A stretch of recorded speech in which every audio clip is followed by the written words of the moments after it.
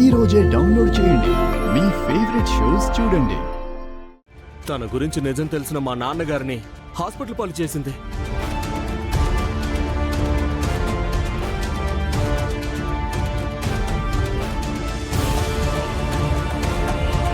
Your honour, రూపగా వచ్చిన ఈ అమ్మాయి ఒక అబద్ధం అని చెప్పాం, ఆధారాలు చూపించాం. ఇప్పటికైనా ఈ అమ్మాయి ఆ కుటుంబానికి చేసిన అన్యాయానికి, నా క్లయింట్కి చేయాలనుకున్న అన్యాయాన్ని గుర్తించి తగిన శిక్ష విధించవలసిందిగా కోర్టు వారిని సవినయంగా కోరుతున్నాను. That's all your honour.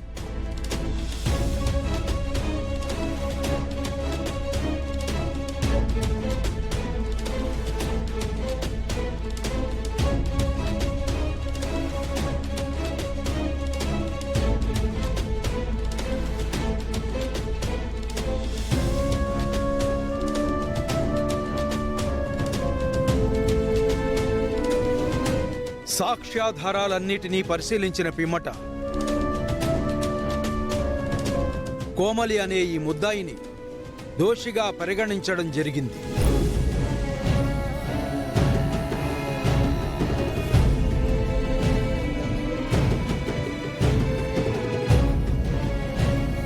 ఒక కుటుంబాన్ని మోసం చేసి ఆ కుటుంబం యొక్క ఆస్తిని కాజేయాలనుకున్నందుకు గాను ఈ ముద్దాయికి 7 ఏళ్లు కఠిన కారాగార శిక్ష విధించడమైనది.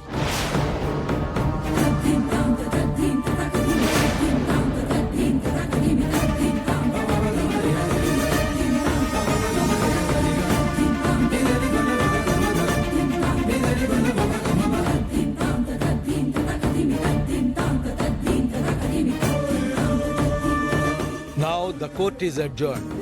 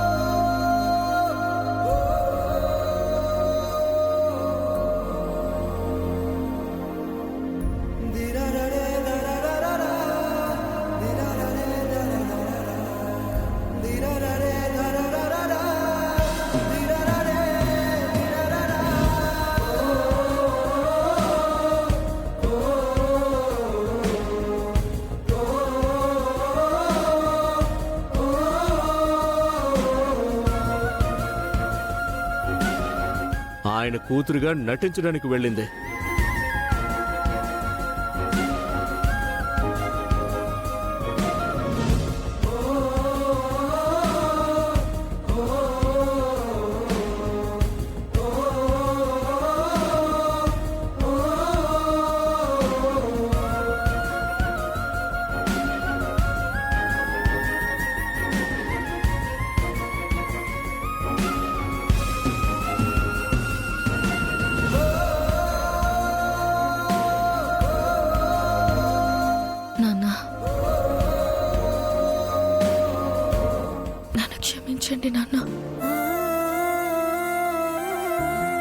నువ్వే నన్ను క్షమించాలమ్మా. ఎవరో అమ్మాయి వచ్చి నేనే మీ కూతుర్ని అంటే అసలు నేను ఎలా నమ్మేశాను? నమ్మితే నమ్మాను, నిన్ను ఎలా దూరం పెట్టాను?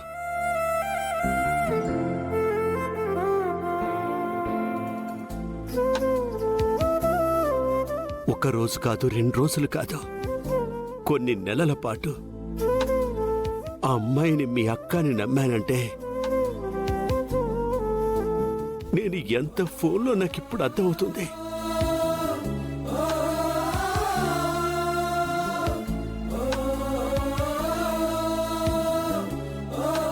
నీ మీద చేసుకున్నాను. సంబంధం లేని మనిషి కోసం నిన్ను రాజుని దూరం చేయాలనుకున్నాను. ఇవన్నీ తలుచుకుంటుంటే నాకు చాలా సిగ్గుగా ఉందమ్మా. అలా అంతా అనకండి నాన్న. మీరే తప్పు చేయలేదు. మీ స్థానంలో ఎవరున్నా ఇలాగే చేస్తారు నాన్న. నిజానికి తప్పు చేసింది నేను.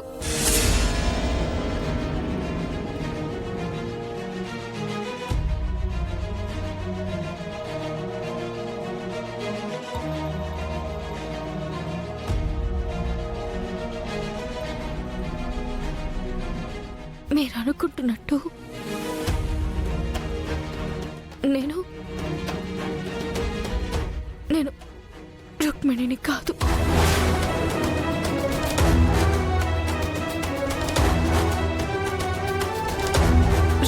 రుక్మిణి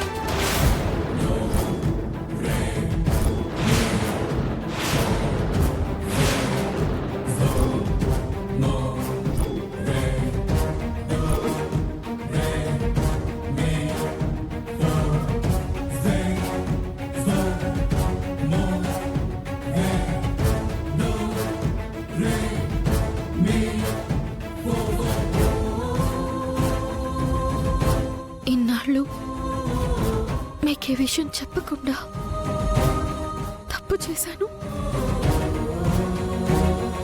నన్ను క్షమించండి నాన్న.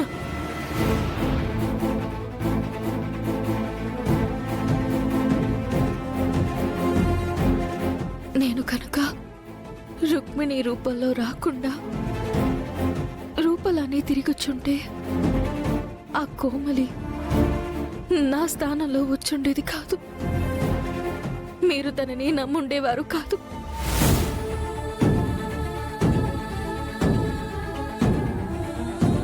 రుక్మిణిగా రావడం నా తప్పే నాన్న.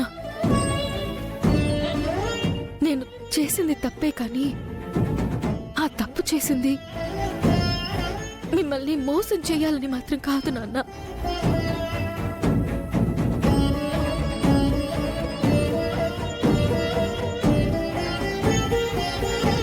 మీరు నన్ను రాజుని యాక్సెప్ట్ చేసిన తర్వాత అమ్మని యాక్సెప్ట్ చెయ్యట్లేదని చాలా బాధేసేది నాన్న.